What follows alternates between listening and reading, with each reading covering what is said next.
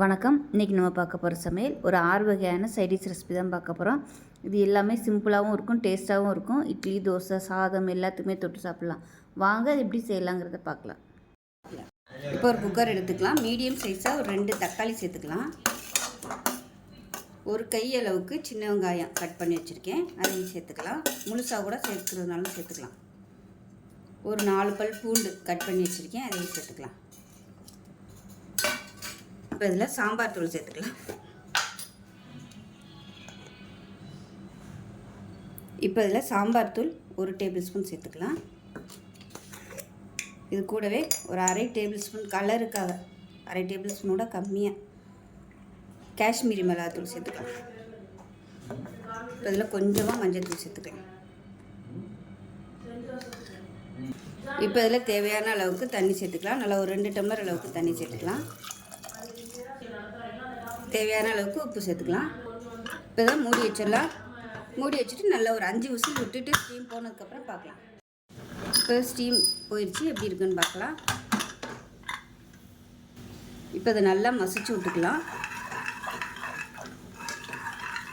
கரண்டியை வச்சு நல்லா மசிச்சு விட்டுக்கோங்க.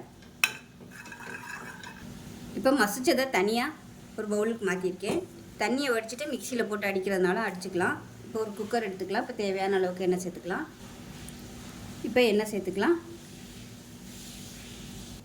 இப்போ எண்ணெய் நல்லா சூடாகிடுச்சு. 1 டீஸ்பூன் கடுகு, கொஞ்சமாக ஒரு 2 வெந்தயம், கொஞ்சமாக சீரகம், கொஞ்சமாக உளுந்து, வாசனைக்காக 3 வரமிளகாய், கொஞ்சமாக கருவேப்பிலை.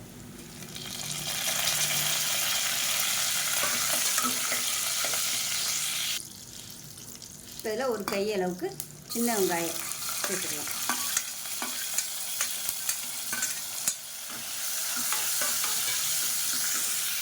வெங்காயம் நல்லா வதங்கிடுச்சு. இதில் 1 டேபிள் ஸ்பூன் அளவுக்கு கடலை மாவு சேர்த்துக்கலாம். சேர்த்து இந்த எண்ணெயிலே நல்லா வதக்கி விட்டுக்கலாம். கடலை மாவை தண்ணியில் கரைச்சி சேர்க்குறத விட இந்த மாதிரி எண்ணெயில் வறுத்துட்டு சேர்த்திங்கன்னா டேஸ்ட்டு நல்லாயிருக்கும். மீடியமான ஃப்ளேமில் அதை நல்லா எண்ணெயில் வறுக்கணும், இல்லைன்னா சட்டுன்னு கருகி போயிடும். இப்போ பாருங்கள், பச்சை வாசனை போக நல்லா வதக்கியாச்சு. இப்போ நம்ம கடைஞ்சி வச்சுருக்க இந்த தக்காளி வெங்காயத்தை அப்படியே சேர்த்துக்கலாம். சேர்த்துட்டு நல்லா கலந்து விட்டுக்கலாம். அது கொதிக்கட்டும். கொதிக்க ஆரம்பிச்சிச்சுன்னா திக்னஸ் ஆகும். அந்த மாதிரி ஆகையில் தேவைப்பட்ட தண்ணி சேர்த்துக்கலாம். உங்களுக்கு இந்த மாதிரி தக்காளி இருக்கிறது பிடிக்கலன்னு நினச்சிங்கன்னா தண்ணியை இருத்துட்டு மிக்சியில் அடிச்சிட்டிங்கன்னா உங்களுக்கு நல்லா ஸ்மூத்தாக இருக்கும் சாம்பார். நான் அன்றைக்கி அப்படியே சேர்த்துட்டேன். இது கொதிக்கட்டும். இப்போ பாருங்கள், நல்லா கொதிச்சிருச்சு. கடலை மாவு எண்ணெயில் நல்லா வறுத்ததுனால பச்சை வாசனை சீக்கிரமாகவே போயிடும். ரொம்ப நேரம் கொதிக்க விடணும் அவசியம் இல்லை. இப்போ இதில் பொடியாக நறுக்குனா கொத்தமல்லியில் சேர்த்துக்கலாம். அவ்வளோதான், சூப்பரான ஒரு பருப்பு இல்லாத தக்காளி சாம்பார் ரெடி ஆயிடுச்சு. ஏற்கனவே சொன்ன மாதிரி மிக்சியில் போட்டு அடிச்சிட்டிங்கன்னா உங்களுக்கு சாம்பார் ஸ்மூத்தாக இருக்கும். நான் இன்றைக்கி அவசரமாக பண்ணுறதுனால மிக்சியில் போடலை. நல்லா ஆற வச்சுட்டு தண்ணியை இருத்துட்டு மிக்சியில் போட்டு அடிச்சுட்டு சேர்த்துக்கோங்க. அந்த தண்ணியோட சூப்பராக இருக்கும். இட்லி, தோசை, ஊத்தப்பம், பொங்கலுக்கெல்லாம் கூட அருமையாக இருக்கும். செஞ்சு பாருங்கள். செஞ்சு பார்த்துட்டு எப்படி வந்துச்சுங்கிறத சொல்லுங்கள். வீடியோ பிடிச்சின்னா லைக் பண்ணுங்கள், கமெண்ட் பண்ணுங்கள், சேனலை சப்ஸ்கிரைப் பண்ணுங்கள், பக்கத்தில் பெல் பட்டனை ப்ரெஸ் பண்ணுங்கள். நன்றி. கடாயை எடுத்துக்கலாம். நல்லா கொஞ்சம் ஒரு 3 டீஸ்பூன் அளவுக்கு எண்ணெய் விட்டுக்கலாம். இப்போ எண்ணெய் லேசாக சூடாக ஆரம்பிக்கும் போது மெஷரிங் கப்பில் ஒரு 1/2 கப் அளவுக்கு கடலைப்பருப்பு சேர்த்துக்கலாம். அது நல்லா வறுத்துக்கலாம், கருக விட்டுறக்கூடாது. இப்போ இது கூடவே வரமிளகாயும் சேர்த்துக்கலாம். காரத்துக்கு ஏற்ற மாதிரி வரமிளகா சேர்த்துக்கோங்க. நான் ஒரு 8லேருந்து ஒரு 10 வரமிளகா சேர்த்துருக்கேன். நீல மிளகாயும் சேர்த்துருக்கேன், குண்டு மிளகாயும் சேர்த்துருக்கேன். இந்த கடலைப்பருப்பு கருகுச்சுன்னா டேஸ்ட்டு மாறிடும். இது கூடவே புளி கொஞ்சமாக சேர்த்துக்கலாம். ஒரு 3 பல் பூண்டும் சேர்த்துக்கலாம். இப்போ இதில் கொஞ்சமாக கருவேப்பிலையில் சேர்த்துக்கலாம். இப்போ கடலைப்பருப்பு நல்லா வறுபட்டு அதோட வாசனை நல்லா வரும். அந்த ஸ்டேஜ் வரைக்கும் வறுக்கணும். இப்போ இதில் ஒரு 1/4 கப் அளவுக்கு துருவன தேங்காய் சேர்த்துக்கலாம். சேர்த்துட்டு நல்லா ஒரு பரட்டி விட்டுக்கலாம். இந்த மாதிரி கடலைப்பருப்பு வறுக்கணும்னா தான் சட்னி நல்லா வாசமாக இருக்கும். கருகிருச்சுன்னா டேஸ்ட் அப்படியே மாறி போயிடும். சட்னியும் ஒரு எல்லோ கலரில் கிடைக்காது.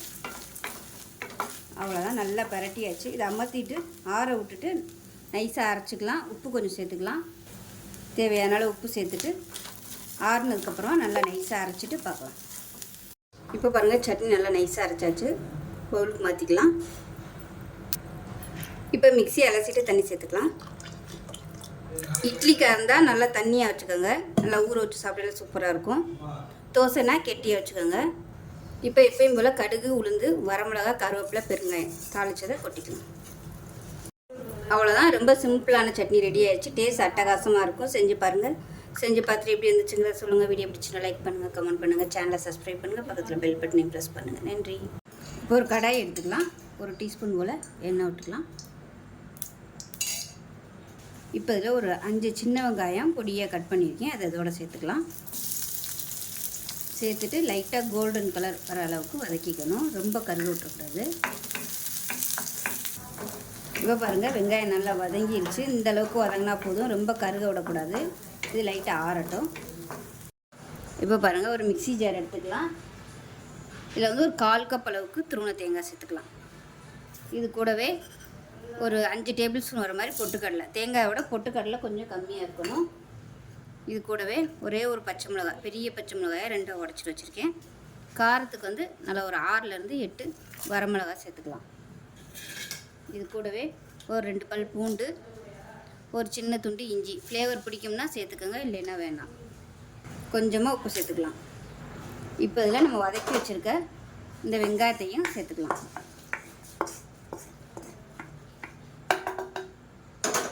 சேர்த்துட்டு தண்ணி ஊற்றி அரைச்சிக்கலாம். அரைக்கும் போது கெட்டியாகவே அரைச்சிக்கோங்க. அதுக்கப்புறமா தண்ணி ஊற்றிக்கலாம். இப்போ பாருங்கள், சட்னி நல்லா அரைச்சாச்சு. இப்போ இதை ஒரு பவுலில் சேர்த்துக்கலாம். இப்போ மிக்ஸி அலசிட்டு தண்ணி சேர்த்துக்கலாம். தண்ணி எவ்வளோ தேவையோ அதுக்கு தகுந்த மாதிரி சேர்த்துக்கோங்க. இது வந்து தண்ணி சட்னி தான். இன்னும் கூட தண்ணி சேர்த்துக்கலாம்.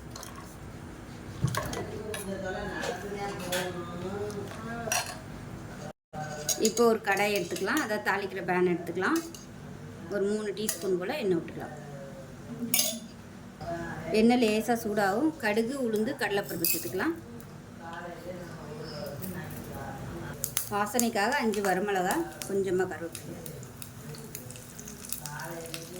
கண்டிப்பாக வரமிளகா சேர்த்துக்கோங்க. இதுதான் நல்ல ஒரு ஃப்ளேவர் கொடுக்கும். இது கூடவே பொடியாக கட் பண்ண சின்ன வெங்காயம் ஒரு கையளவு சேர்த்துக்கலாம். இப்போ இது வந்து நல்லா கருகிற அளவு இருக்கணும். அது ரொம்ப கருகக்கூடாது. லைட்டாக அந்த ப்ரௌன் கலரில் வர மாதிரி வதக்கி எடுத்துக்கணும். இந்த வெங்காயத்தை மீடியமான ஃப்ளேமில் வதக்கிக்கலாம். வெங்காயம் நல்லா ப்ரௌன் ஆகிடுச்சு. இதில் வந்து பெருங்காயம் சேர்த்துக்கலாம். இப்போ இந்த தாளிப்பை சட்னியில் சேர்த்துக்கலாம். அவ்வளோதான், அருமையான மதுரை ஸ்டைல் தண்ணி சட்னி ரெடி ஆகிடுச்சு. இட்லி, தோசை, ஊத்தப்பம் எல்லாத்துக்குமே அட்டகாசமாக இருக்கும். செஞ்சு பாருங்கள். செஞ்சு பார்த்துட்டு எப்படி இருந்துச்சுங்கிறத சொல்லுங்கள். வீடியோ பிடிச்சினா லைக் பண்ணுங்கள், கமெண்ட் பண்ணுங்கள், சேனலை சப்ஸ்கிரைப் பண்ணுங்கள், பக்கங்கிறத பார்க்கலாம். இப்போ ஒரு பேன் எடுத்துக்கலாம். பேன் சூடானதும் 1 கப் அளவுக்கு கொள்ளு சேர்த்துக்கலாம். இப்போ இந்த கொள்ளு வந்து நல்லா படபடன்னு வெடிக்கணும். அந்த அளவுக்கு நல்லா வறுத்துக்கலாம். கழுவி காய வச்சு எடுத்துக்கோங்க. கலரும் மாறும், நல்ல வாசனை வரும், படபடன்னு வெடிக்கும். அந்த அளவுக்கு நல்லா வறுக்கணும். இப்போ பாருங்கள், கொள்ளு கலர் நல்லா மாறிடுச்சு. அதே சமயம் படபடன்னு வெடிக்க ஆரம்பிக்குது. இந்த ஸ்டேஜில் வேறு பிளேட்டுக்கு மாற்றிக்கலாம். இப்போ எந்த கப்பில் கொள்ளு எடுத்தோமோ அதே கப்பில் 1/4 கப் அளவுக்கு உளுந்து சேர்த்துக்கலாம். அது கூடவே 1/4 கப் அளவுக்கு கடலைப்பருப்பு சேர்த்துக்கலாம். கொஞ்சமாக இருக்கிறதுனால நான் எல்லாத்தையுமே ஒன்றா சேர்த்துட்டேன். நீங்கள் வந்து நிறைய குவான்டிட்டி சேர்க்குறதா இருந்தால் தனித்தனியாக போட்டு வறுத்துக்கோங்க. இப்போ பாருங்கள், உளுந்தும் கடலைப்பருப்பும் வறுபட்டுருச்சு. இதையும் வேறு பிளேட்டுக்கு மாற்றிக்கலாம். இப்போ கொஞ்சமாக எண்ணெய் விட்டுக்கலாம். விட்டுட்டு காரத்துக்கு தேவையான அளவு வரமிளகாய் சேர்த்துக்கலாம். இது வந்து ஒரு 10லேருந்து ஒரு 15 வரமிளகாய் இருக்கும். காரத்தை பொறுத்து நீங்கள் சேர்த்துக்கோங்க. எந்த கப்பில் எடுத்தோமோ அதே கப்பில் 1 கப் அளவுக்கு கருவேப்பிலை அதையும் சேர்த்துக்கலாம். சேர்த்து நல்லா வறுத்துக்கலாம். காரம் நல்லா பிடிக்கும்னு நினச்சிங்கன்னா காரத்துக்கு தகுந்த மாதிரி நீங்கள் வரமிளகாய் கூடவோ குறைச்சோ சேர்த்துக்கலாம். கம்மியாக இருந்துச்சுன்னா மறுபடியும் நீங்கள் வரமிளகாயை வறுத்துட்டு பொடி பண்ணிவிட்டு இந்த பொடியும் போட்டு மிக்ஸ் பண்ணிட்டீங்கன்னா உங்களுக்கு காரம் சரியாயிடும். இது ஏற்கனவே காஞ்ச கருவேப்பிலையில் தான் நல்லா சீக்கிரமாகவே நல்லா மொறு மொறுன்னு வந்துடும். இப்போ பாருங்கள், நல்லா வறுபட்டுருச்சு. இதையும் வேறு பிளேட்டுக்கு மாற்றிக்கலாம். இப்போ ஒரு டீஸ்பூன் போல் எண்ணெய் விட்டுக்கலாம். விட்டுட்டு கட்டி பெருங்காயம் பெரிய சைஸில் எடுத்திருக்கேன். இதை வந்து நல்லா பொரிச்சு எடுத்துக்கலாம். அதில் நல்லா உப்பி வரும், அந்த ஸ்டேஜ் வரைக்கும் நல்லா வறுக்கணும். பெருங்காயம் நல்லா பொரிஞ்சிருச்சு, இதை எடுத்துடலாம்.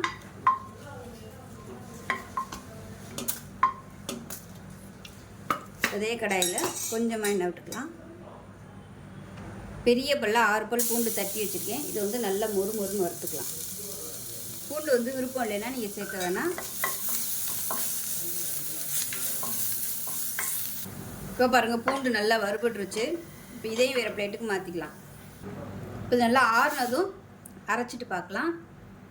இப்போ இதில் கொஞ்சமாக உப்பு சேர்த்துக்கலாம். உப்பு சேர்த்துட்டு அரைச்சிட்டு பார்க்கலாம். இப்போ பாருங்கள், நல்லா நைஸாக அரைச்சாச்சு. பொடி அருமையாக ரெடி ஆயிடுச்சு.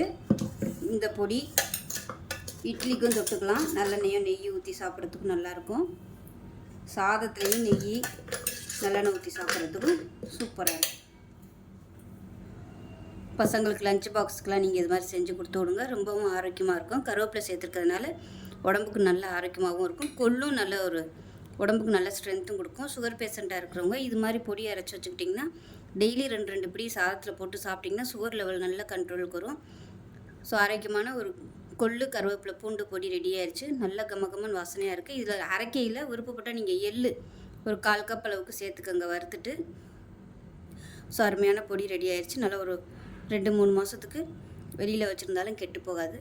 இதே மாதிரி செஞ்சு பாருங்கள். செஞ்சு பார்த்துட்டு எப்படி இருந்துச்சுங்கிறத சொல்லுங்கள். வீடியோ பிடிச்சுன்னா லைக் பண்ணுங்கள், கமெண்ட் பண்ணுங்கள், சேனலை சப்ஸ்கிரைப் பண்ணுங்கள், பக்கத்தில் பெல் பட்டனையும் ப்ரெஸ் பண்ணுங்கள். நன்றி. ஒரு பேன் எடுத்துக்கலாம். ஒரு 2 டீஸ்பூன் அளவுக்கு எண்ணெய் விட்டுக்கலாம். எண்ணெய் சூடாகும். ஒரு கை அளவுக்கு பெரிய வெங்காயம் நீளமாக நறுக்குனதை சேர்த்துக்கலாம். அது கூடவே ஒரு 3 பல் பூண்டு சேர்த்துக்கலாம். நார்மலாக நம்ம கடலைப்பருப்பு உளுந்து சேர்த்து தான் பண்ணுவோம். இந்த சட்னிக்கு இது தேவையில்லை. இது ஒரு டேஸ்ட்டில் நல்லாயிருக்கும், டிஃப்ரெண்ட்டாக. இப்போ இதில் ஒரு 3 பச்சை மிளகாயை உடச்சிட்டு சேர்த்துக்கலாம். இது கூடவே சின்ன துண்டு புளியும் சேர்த்துக்கலாம். இப்போ பாருங்கள், வெங்காயம் பச்சை மிளகா நல்லா வதங்கிடுச்சு. இப்போ இதில் வந்து ஒரு பிடி அளவுக்கு கொத்தமல்லி, நல்லா ஒரு 2-3 பிடி அளவுக்கு புதினா சேர்த்துக்கலாம். வெறும் புதினா மட்டுமே சேர்த்து பண்ணலாம். நான் வந்து கொஞ்சம் கொத்தமல்லியும் சேர்த்துருக்கேன். இப்போ இந்த இலை சுருங்குற அளவுக்கு மட்டும் வதக்கினா போதும். ரொம்ப நேரம் வதக்கக்கூடாது. அதோட வாசனை எல்லாமே டேஸ்ட்டு எல்லாம் மாறிடும். அதனால் இலை சுருங்குற அளவுக்கு மட்டும் வதக்கினா போதும். இப்போ இதில் கொஞ்சமாக உப்பு சேர்த்துக்கலாம். ஸோ இந்த அளவுக்கு வதங்கினா போதும். இப்போ அமர்த்திடலாம். ஆறுனதுக்கப்புறமா நல்லா நைஸாக அரைச்சிட்டு பார்க்கலாம். இப்போ பாருங்கள், சட்னி வந்து நல்லா அரைச்சாச்சு. ஒரு பவுலுக்கு மாற்றிக்கலாம். இப்போ மிக்சியை அலசிட்டு கொஞ்சமாக தண்ணி சேர்த்துக்கலாம். இப்போ பாருங்கள், நல்லா தண்ணி ஊற்றி கலந்தாச்சு. இப்போ எப்பயும் போல் கடுகு உளுந்து வரமிளகா கருவேப்பிலை போட்டு தாளிச்சதை சேர்த்துக்கலாம். அவ்வளோதான், ஒரு சூப்பரான தேங்காய் இல்லாத புதினா சட்னி ரெடி ஆயிடுச்சு. டேஸ்ட் நல்லா அட்டகாசமாக இருக்கும். செஞ்சு பாருங்கள். செஞ்சு பார்த்துட்டு எப்படி இருந்துச்சுங்கிறத சொல்லுங்கள். வீடியோ பிடிச்சிச்சின்னா லைக் பண்ணுங்கள், கமெண்ட் பண்ணுங்கள், சேனலை சப்ஸ்கிரைப் பண்ணுங்கள், பக்கத்தில் பெல் பட்டனையும் ப்ரெஸ் பண்ணுங்கள். நன்றி. ஒரு பேன் எடுத்துக்கலாம். தேவையான அளவுக்கு எண்ணெய் சேர்த்துக்கலாம்.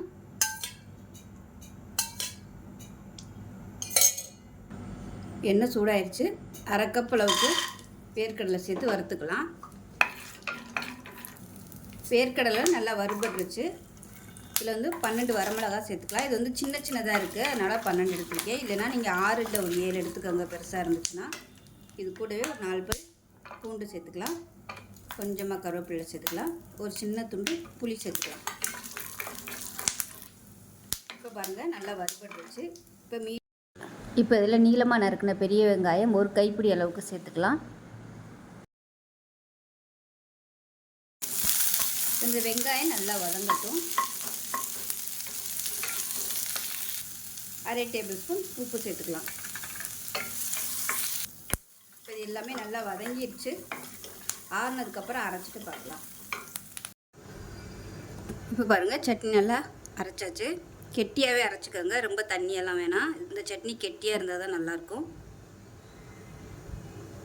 இப்போ பாருங்கள் எப்பயும் போல் தாளிப்பு சேர்த்துக்கலாம். ஸோ தாளிப்பு சேர்த்தது வந்து ஸ்கிப் ஆயிடுச்சு. எப்பயும் போல் கடுகு, உளுந்து, வரமிளகா, பெருங்காயம், கருவேப்பிலை போட்டு தாளித்து கொட்டிக்கலாம். டேஸ்ட் நல்லா அட்டகாசமாக இருக்கும். செஞ்சு பாருங்கள். இட்லி, தோசை, ஊத்தப்பம் எல்லாத்துக்குமே நல்லாயிருக்கும். சுட சுட இட்லிக்கு இந்த சட்னியை தொட்டு சாப்பிடுங்க. எவ்வளோ இட்லி சாப்பிட்டீங்கன்னு உங்களுக்கே தெரியாது. ஸோ அந்தளவுக்கு சாப்பிட்டுக்கிட்டே இருப்பீங்க. ஸோ இந்த வீடியோ பிடிச்சுன்னா லைக் பண்ணுங்கள், கமெண்ட் பண்ணுங்கள், சேனலை சப்ஸ்கிரைப் பண்ணுங்கள், பக்கத்தில் பெல் பட்டனை ப்ரெஸ் பண்ணுங்கள். நன்றி.